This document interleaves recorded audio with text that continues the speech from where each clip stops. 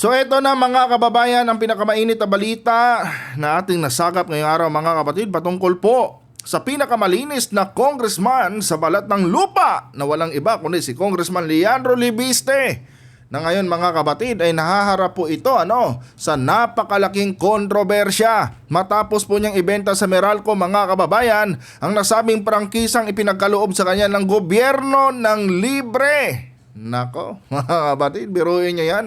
Ibinenta ni Leandro Libiste mga kapatid ang ibinigay na prangkisa ng gobyerno para dito sa kanyang renewable energy company. No, nang walang pahintulot po mga kababayan mula sa Congress at sa nasabing gobyerno na nagbigay sa kanya nito. Akala ko ba Congressman Libiste, galit ka sa korupsyon? Akala ko ba galit ka sa mga buhayang politiko? At akala ko ba gusto mo ng transparency? Bakit nagbenta ka ng pagmamayari ng gobyerno nang walang pahintulot mula sa pamahalaan? Di ba mga kapatid? At ito lang mga kababayan itong ginawang ito ni Libiste mga kapatid kung saan nagbenta nga siya ng prangkisa ng walang pahintulot sa Kongreso at sa gobyerno mga kababayan, masahol pa po ito mga kapatid sa nangyaring korupsyon sa loob ng DPWH. Dahil literal mga kababayan na interes at kapakanan po ng taong bayan nabubulol ako. Ang sinagasaan dito mga kapatid ni Congressman Leandro Libiste. Interes ng mamamayang Pilipino mga kababayan ang ninakaw ni Libiste noong ibenta niya sa Meralco mga kapatid ang nasabing prangkisa para dito sa kanyang renewable energy company. Imbes na may pag-asa na tayong bumaba ang kuryente sa ating bansa mga kababayan, malabo na po mga kapatid dahil naging makasarili po itong si Congressman Leandro Libiste. At ito po ang ating pag-uusapan ngayon mga kababayan sa bidyong ito. Pero bago tayo magpatuloy mga kabatid, huwag niyo po sanang kalimutang i-like ang ating video para i-share pa po ni YouTube sa iba pang hindi pa nakakapanood. So for context mga kababayan, panoorin muna natin itong balita galing sa GMA Integrated News. At bigyan po natin mga kabatid ng ating personal na opinyon at reaksyon. Iniimbestigahan na ng Ombudsman ang pagbebenta ng controlling interest sa solar company o solar power company ni Batangas 1st District Representative Leandro Libiste dahil hindi raw ito aprobado ng Kongreso. Nakatutok si Jonathan Andal. Alam niyo mga kababayan, napakahalaga po nitong issue na ito. Dahil nga mga kabatid, ito kasi mga solar farm ngayon na meron dito sa Pilipinas, especially itong solar farm na pinagtatayo ng kumpanya ni Libiste. Mga kabatid, isa po kasi yan sa inaasahan nating magiging alternatibo na source ng kuryente dito sa ating bansa. At di hamak sana mga kababayan na mas mababa yung per kilowatt hour dyan mga kabatid na galing po sa solar energy na yan. Sa solar farm ni Libiste. Kanya nga lang mga kababayan, itong si Libiste, ewan ko ba kung ano ang nakain niya mga kabatid. Imbes na tulungan niya ang kanyang mga kababayan, imbes na bigyan niya ng kaunting kaginhawaan ng kanyang mga kababayan sa pamamagitan ng pagbibigay ng murang kuryente, mga kabatid, si Libiste po naging makasarili.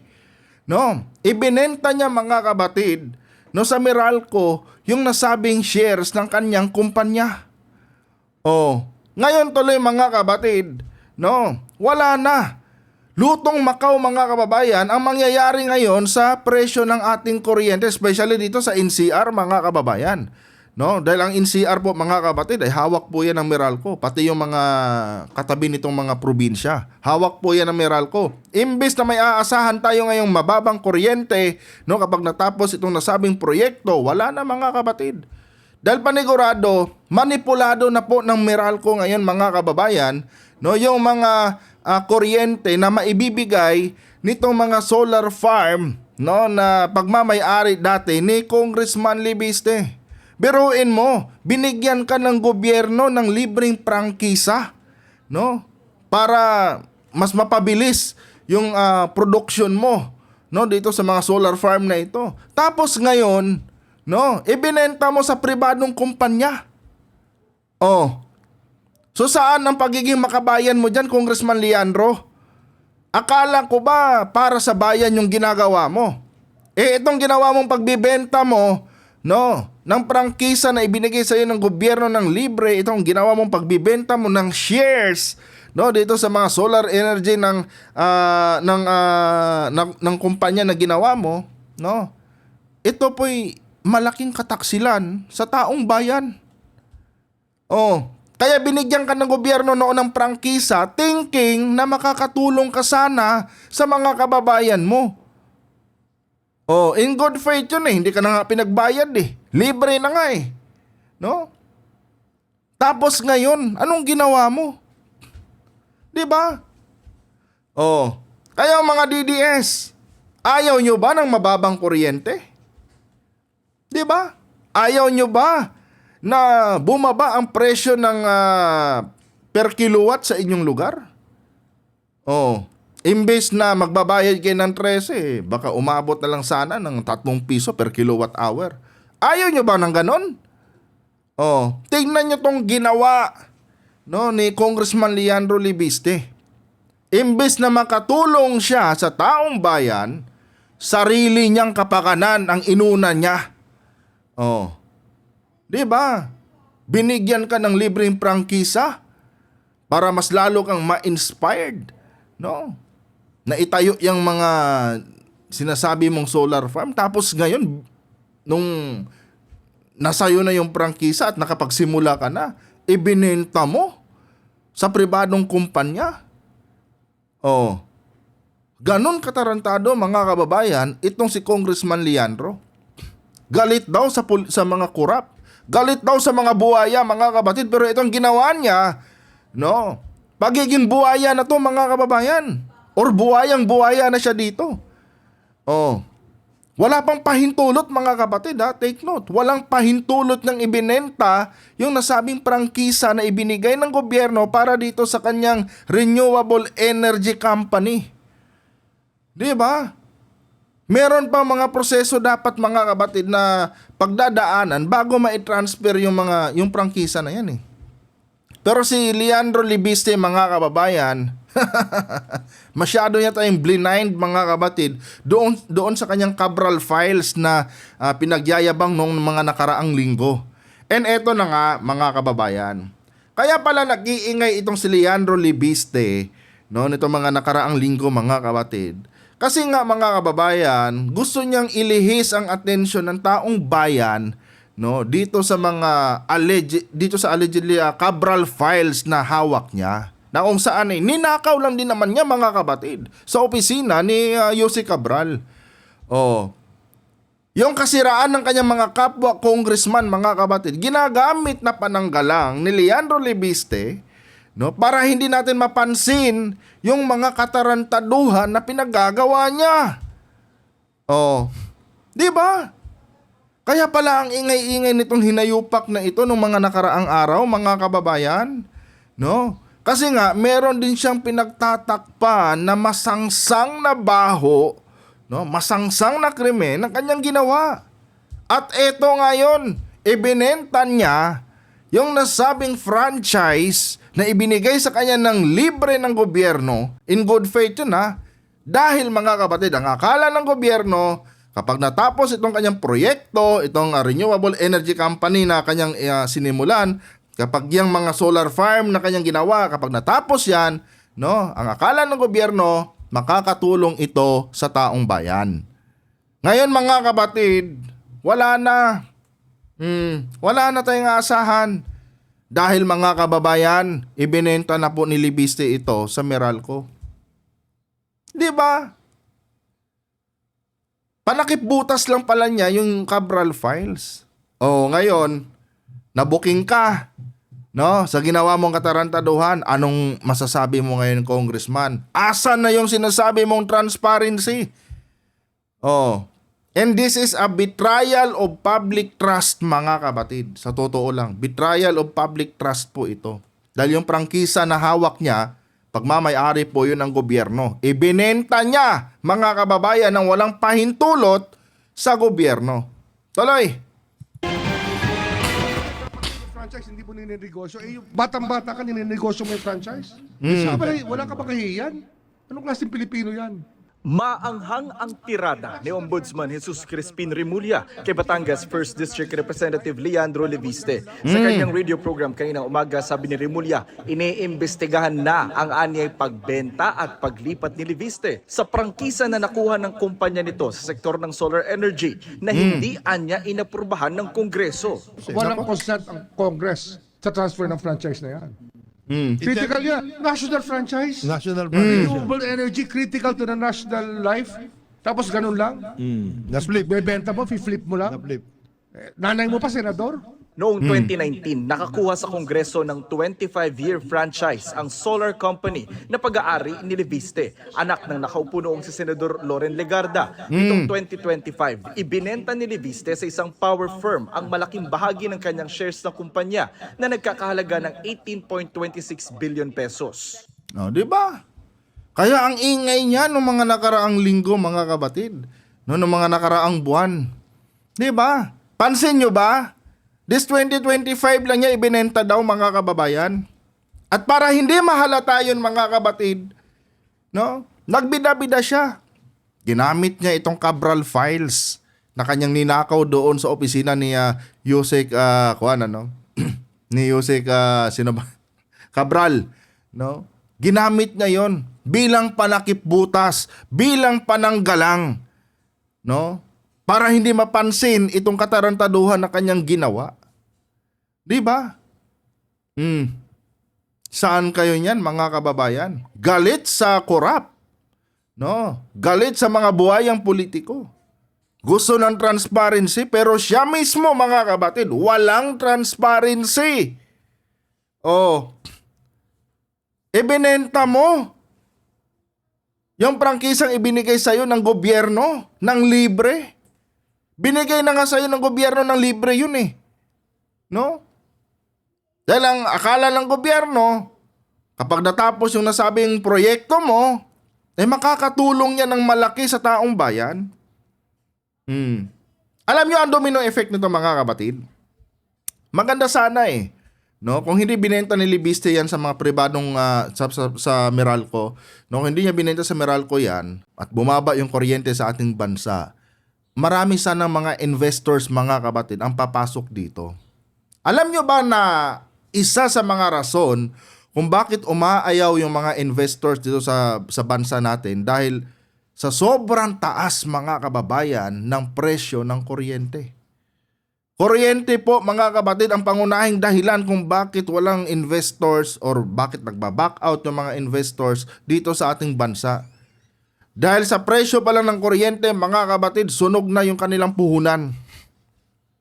Oh. Diba? Tayo nga mismo, mga Pilipino tayong mamamayan dito sa bansa natin no? Nagsasaper nga sa napakataas na kuryente. How much more pa itong mga dayuhang kumpanya na maraming babayarang mga buwis dito sa ating bansa kapag nagtayo sila ng negosyo. Maliban sa mga buwis na sinisingil ng ating gobyerno, eto pa, kuryente nila, mga kabatid, number 1 din kakain sa kanilang mga puhunan. Kaya nangyayari, mga kababayan, imbes na magnegosyo sila dito, lumipat na lang sila sa ibang bansa.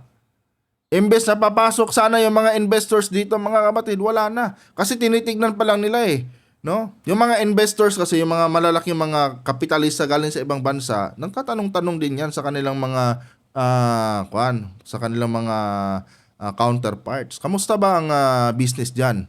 No, okay ba? Oh, maganda ba takbo diyan? Mura ba kuryente diyan?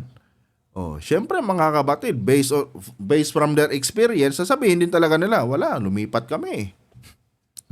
Umalis kami sa Pilipinas, mahal ng kuryente doon Eto na sana, mga kababayan, no, ang inaasahan ngayon ng ating bansa. May aasahan na sana tayong murang kuryente. Oh. Pero, mga kapatid, dahil sa pagiging sugapa ni Leviste, dahil sa pagiging buhaya niya, mga kababayan, nawala yung pag-asa natin na magkaroon ng mababang kuryente. At ang mas worst dito, mga kapatid, no? Kontrolado na po ng Meralco yung laro ngayon. Biruin mo.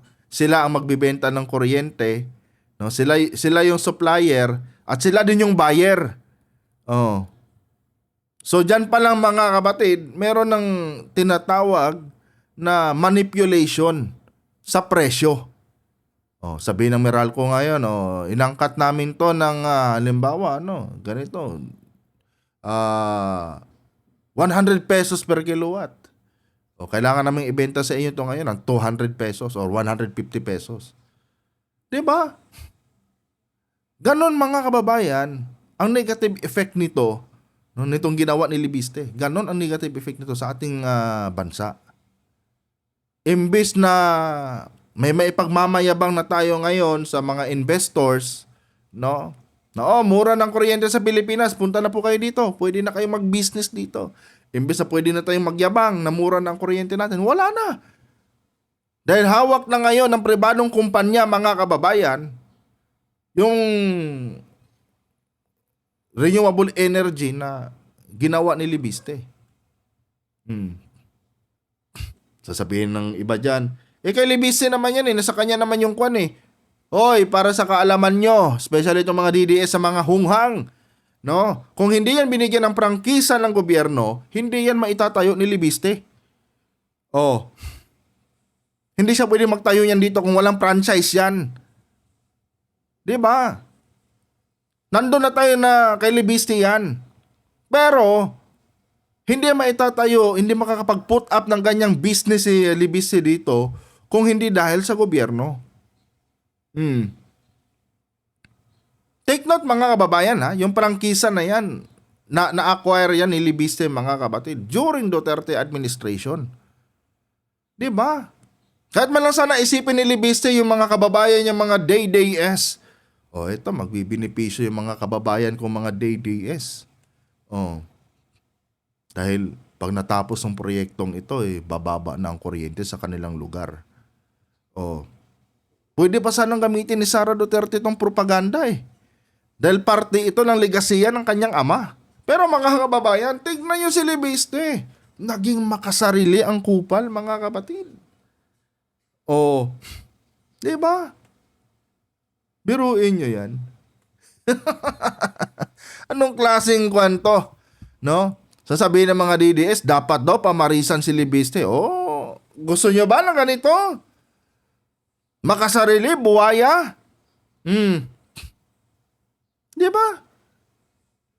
Diyos ko, tuloy. Ayon sa Section 18 ng Republic Act number 11357, ang batas na nagbigay ng prangkisa sa solar company ni Libiste, hindi maaaring ibenta ang kumpanya o ang controlling interest dito nang walang approval ng Kongreso.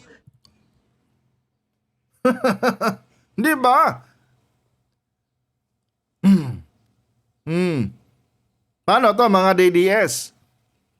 Paano niya ipagtatanggol ngayon si Libiste dito? May batas. At yung batas na yan, nangyari yan under Duterte administration. Kasi itong prangkisa na ito naibigay kay Libiste. Di ba? Anong nangyari? Congressman, asan ang transparency na pinagyayabang mo? Asan ang transparency na pinapanawagan mo? Practice what you preach. Hindi ba dapat yun ang pinakaunang motto mo? Practice what you preach. Pero congressman, asan ka na ngayon? Di ba? Ang galing mong mamuna, no? Ang galing mong magbintang, no? Sa mga kapwa mo congressman, di umano'y corrupt sila, parehas lang naman pala kayo. Di ba? Mas masahol ka pa nga Kasi ito, solo mo talaga Literal na ikaw ang nakinabang dito Di ba? Diyos ko, mga kabatid. Kaya nagbida-bida ito Sabi ko na nga ba nung una pa lang mga kababayan, itong si Libiste may ibang agenda to kaya nagpapasikat ng mga nakaraang ito pala yun. No?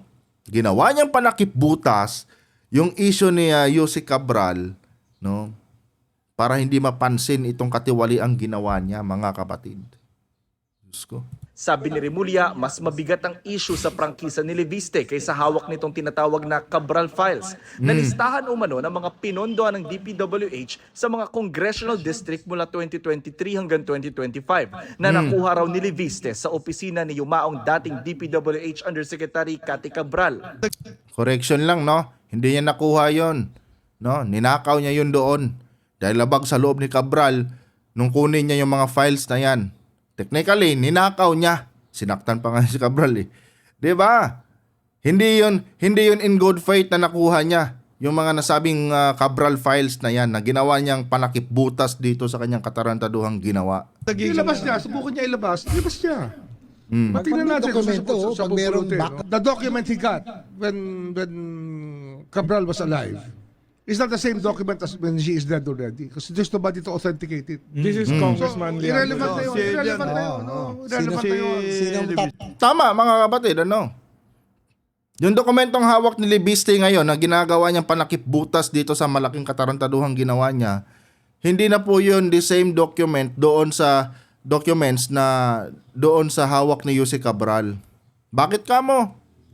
Wala nang magpapatunay na lihitin mo yan eh. Wala na si Cabral eh. Oh. Paano natin ngayon malalaman na legit yan? Yung gumawa ng dokumentong yan, wala na eh. Diba? May point. Si Ombudsman Remulla. Kahit si Secretary Dizon, hindi niya basta-basta ma-authenticate yan, mga kababayan. Dahil kamakailan lang ba sa DPWH si Dizon? Oh. Samantalang si Cabral, mga kapatid, inugatan na yan. Nag-ugat na yan sa DPWH eh. Humaba na nga sungay ni Cabral eh. Diba? Siya na nga mismo ang naglalako ng mga insertion eh. Oh. Tama si Boying. Hindi pwedeng i-acknowledge yung nasabing Cabral files na ninakaw ni Libisi sa opisina ni Yusek Cabral dahil, mga kababayan, wala nang magpapatunay na legit yan. Wala na kasi si Yusek Cabral eh. Oh. Sunog na sunog si Libiste, mga kapatid. tayo doon? Unless he has other evidence to show that everything there is gospel truth. Hiningan na namin ng komento rito si Leviste pero wala pa siyang tugon. Hihingi rin daw ng kopya ng Cabral files sa DPWH ang House Infrastructure Committee at kasama sa posible nilang ipatawag para ma-verify ang mga dokumento ay ang mga dating staff ni Cabral sa DPWH. Alam niyo, mga kababayan, nakikita ko dito kay Libiste, bata pa lang, mga kapatid, demonyo na. Totoo lang, no? Sa kabila ng maamong mukha niya, mga kapatid, tignan nyo naman yung ginagawa niya. Tignan nyo, mga kababayan. Sa murang edad niya, mga kapatid, no? Tignan nyo naman yung mga ginawa niyang katarantaduhan ngayon. Unang-una, yung ginawa niya kay Yusek Cabral. Pangalawa, ito. No? Nagbenta ng ari-arian ng gobyerno nang walang pahintulot. Lumabag sa batas, technically, itong si Libiste. Dahil ayon sa batas, no, nakasaad doon na bawal mong ibenta yung kumpanya at yung prangkisa. Anong ginawa ni Libiste? Binenta niya sa Meralco. Tapos gumawa siya ng ingay para hindi siya mapansin. Diba? Mga kababayan, this is unbelievable, mga kapatid. Sinasamba pa ng mga DDS. Sinaluduhan pa nga ito ni Senator Ping eh. Hindi ako nagkakamali eh. Nag-snap salute pa si Ping Lacson dito. Thinking na itong batang ito ay may tinatawag na in good faith. Diba? Tapos ngayon, mga kababayan, nagsilabasan ang baho. Oh. Iba yung mukha niya sa pagkatao niya. Kaya dito talaga natin pwedeng i-apply yung kasabihang don't judge the book by its cover. Maaring maamo ang mukha niyan pero yung budhi niyan sobrang itim. 'Di ba? Kita nyo na mga kapatid. Oh. Quite sure, hindi naman nung si UC Cabral yung nag-encode eh. Nung lahat po ng laman ng Cabral file. So, each and every member of the staff nung pong planning service can in fact be invited and asked for their positions on the matter. Dagdag ni Ridon, agad-agad nang babalik ang investigasyon ng komite sa anomalya sa flood control projects sakaling buwagin na ng tuluyan ng Independent Commission for Infrastructure. Para sa GMA Integrated News. Alam niyo ako, hindi na ako umaasa dyan sa Cabral files na yan. Bakit kamo? Wala na si Cabral eh. Oh. Mahirap na yan mga kapatid. He said, she said na lang yan. Ang mangyayari dyan mga kababayan. Nalalabuan na ako niyan mga kapatid. Sa totoo lang po. Hindi na ako nakukumbinsi sa mga ganyang kwan eh. Lalo na merong lumabas na mga files itong si Libiste. Wala na. Yung mga laman ng computer ni Cabral, well, sa akin lang naman to mga kababayan. No, hindi ko naman sinasabing dapat maging ganon din kayo. Kasi magkakaiba tayo eh. Yung opinion nyo, iba din yan sa opinion ko. We might agree on some things mga kapatid. But I do believe that we are not on the same page. 'Di ba? Ganon yun eh. Pwede sigurong magkakasundo tayo sa ibang parte ng investigasyon, pero hindi ko pwedeng sabihin no, na parehas tayo ng paniniwala. Bawat isa sa atin kasi mga kababayan, may kanya-kanya tayong obserbasyon sa mga nangyayari sa ating paligid. May kanya-kanya tayong opinion.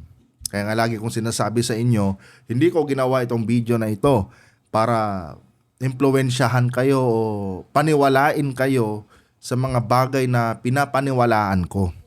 Pero kung agree kayo, good. 'Di ba? I-like nyo yung ating video mga kabatid. Pag disagree naman kayo, karapatan nyo yan. Dahil bawat isa sa atin may kanya-kanyang opinion. At nire-respeto natin yan. May demokrasya tayo eh. Ayon kay Robin Padilla eh. So ngayon mga kababayan, malinaw na sa atin yung totoong motibo ni tawag nito ni Leandro Libiste kung bakit nagbida-bida siya ng mga nakaraang linggo, ng mga nakaraang buwan. Klarong-klaro na mga kabatid. Ayun, pansinin nyo no? Biglang nanahimik si Libiste mga kabatid. I think 1 week na yata siyang nananahimik patungkol dito sa kanyang Cabral files. Diba? Ay nako mga kababayan. Anyway mga kabatid, hanggang dito na lang itong video na ito. Kung nagustuhan nyo po ang ating talakayan ngayon, huwag kalimutang i-like ang ating video mga kababayan para i-share pa po ni YouTube sa iba pang hindi pa nakakapanood. And uulitin ko sa inyo mga kabatid, hindi ko ginawa itong video na ito para impluwensyahan kayo, para paniwalaan nyo. No? Dahil ito po'y base lamang sa aking personal na opinion at reaction. At hindi ito sumasalamin sa opinion ng mga eksperto. Kung agree kayo, good. Kung hindi naman, dislike nyo. Walang problema yan. Kahit i-dislike nyo buong buhay nyo itong video ko. Walang problema sa akin yan mga kababayan. No? Nire-respeto po natin ang bawat opinion ng bawat isa sa atin. Dahil may demokrasya tayo eh. Hanggang dito na lang. Adios.